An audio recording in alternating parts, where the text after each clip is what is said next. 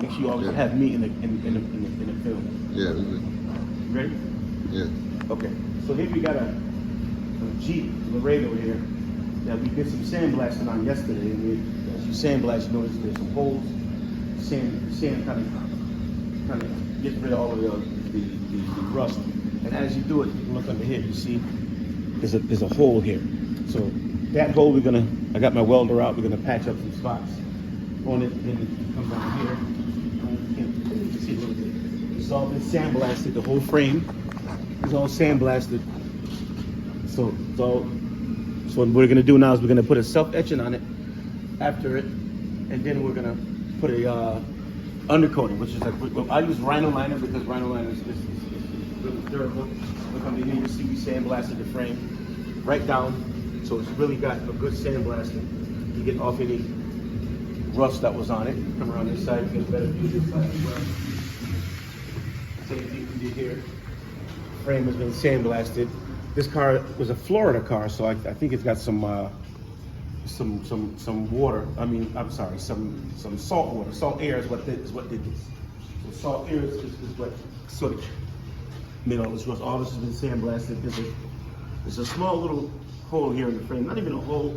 It's just a rotted spot. I'm gonna cut this out and put a patch here as well. And back here is all good. There's another spot here you can see that has a hole in it. We're gonna cut a patch and put that in there, and under here as well. So this is gonna be a little challenging because we have to get the patch to kind of go around here. So I'm gonna see if I can get this bolt to come out so I can put the patch underneath this. So instead of going around it. So we'll see how that works out. This morning I probably have to get the torch and heat this up. But that's where we're at today. So this is our project for today.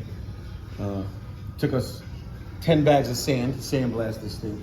Took actually 2 days because trying to see all up on the frame. You can't really get a good look at it, but everything under here has been sandblasted. All of the cross members, frame, all around the shop towers, all that stuff has been sandblasted. So this place looked like a beach yesterday after we finished after the 2 days of sandblasting. So that's where we're at. I'll keep you an update on the Jeep. I'll let you see as we go along, as we get some of the patches put in it, weld patches put in it.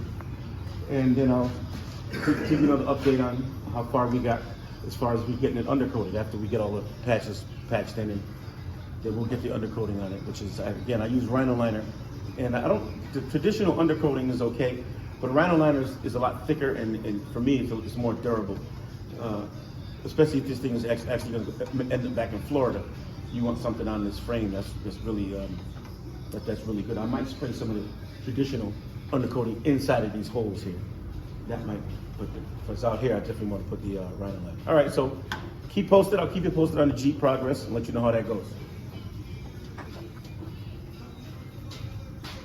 Okay. Yeah. Okay, so this is a little more progress on the Jeep here. We got some pretty nice thick metal here. We're gonna put some patches in. So I already measured up one of my patches. I'm gonna cut it out. Then we'll get it tacked up to the car. We'll just go piece by piece, and we'll have to fabricate each patch because each patch, of course, is gonna be different. So here's the start. All right.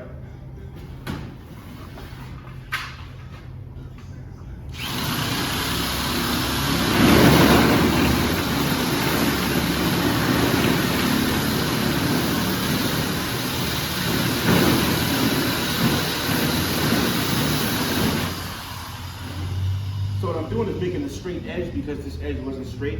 So now I need sort of a straight line to cut my patch out because it can't be, like it can't be wobbly. It's got to be a straight line to come around.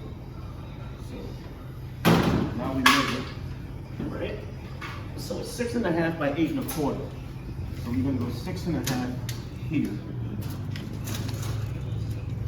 Actually, we're gonna go 8 1/4 here. We go 6.5 for it. So 8 1/4 is right here, and 6.5 up this way. Brings to here, 6. I think it's not 6.5. It's actually 6 and 3/8. I'm sorry, 6 and 3/8. So I'm gonna mark it on here. So put it up. 6 and 3/8. Here we go. Get a T-square, we'll square that out and roll it out. All right, I'll keep you posted. So this is the arrival of the new tires for the 1970 Cadillac project we're doing next. I'm a little bit ahead of the game. Tires are coming in, seats just got back, and then we'll have that inside in a while. We'll show you the body work. Another project car I'm doing for myself. So it's just the tires coming in. We just got shipped in here from California. This is our truck delivering them. And we're just gonna put them on the back of this truck here and put them in the storage for now until we get to the stage where we put them on. I might try them on the 72 just to see how they look. I'll let you guys see that if you decide to just try them on the 72. Got a little Ford on the Jeep project here. As you see, there's a patch here. There used to be a hole. There's a patch here. There used to be a hole. There's one that's going underneath here. There's one that's going here. And it actually comes all the way underneath here and around. And if you can kind of see, it goes all the way up here, all the way up to the top here. So yeah, it's all the way up there. So that's one solid patch. There's always actually 1, 2, 3, 4, 5 on this side. Same on this side. Used to be a hole. Now there's the patch here. This is patched. This is the same. This one does the same. It goes down under up to top on the inside. So what I wanted to do was I wanted to pull this bolt out and make the patch go directly under, but this bolt is actually seized in here. So we just went around it. But we still get the structural integrity from this metal. This metal is a little heavier than my normal sheetrock metal. The sheet metal. So because I'm putting on the frame, I wanted a thicker gauge metal for the frame. So this part is done. Now we're gonna move on to a couple more spots under here, and then after that we're gonna put a self-etching sealer on this thing, and then we'll go with the Rhino liner. So keep going. I'll keep you guys posted. All right. All right.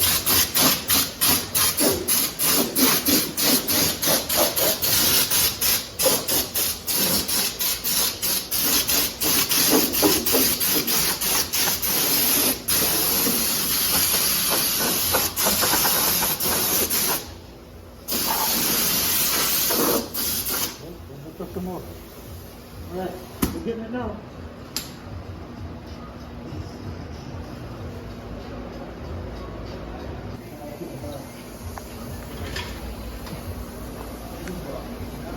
See the patch I had to put in here? See the patch? Oh, See the yeah, bolt? yeah. So I had to cut it out. I had to weld a bolt on the top of it Oh, the nut. because otherwise that. I couldn't have welded it to this because here I got to change this running board. They never get the motherfucker off. Yeah. So that's one I had to make for there, one I had to make for here. Okay. So both of them got bolts in it. But see these running boards, eventually he got to change them. Okay. Because they're starting to rot out. But right now he don't have to. But at least now he can Yeah, they make sure they prepare. They're checking on it break. Because if I would have welded it and welded this to this, when they go to change this, they can't get this motherfucker off. Yeah, you're right. You're right. So that's why I did it that way. So now down the road, when it's time to replace the running board, they can get it replaced. Yeah, you got a good button metal in there. Yeah. So all right. So now I'm just.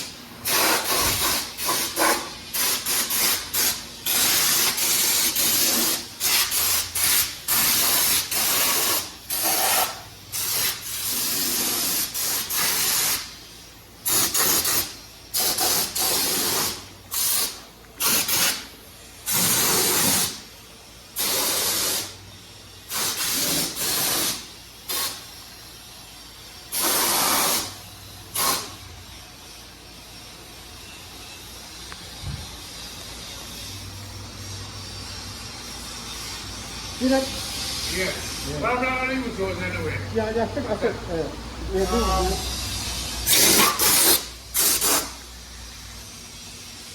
That's all this guy want me to give him.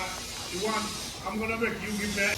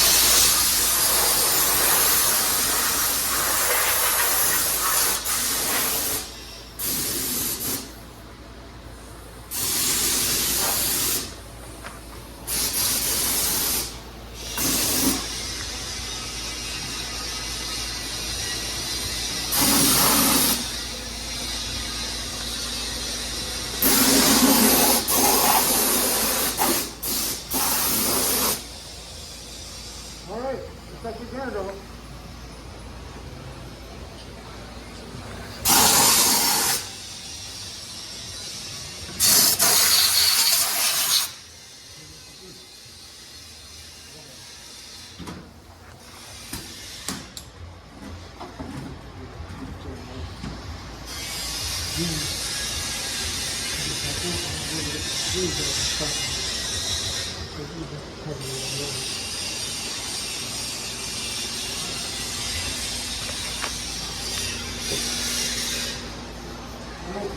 I don't know.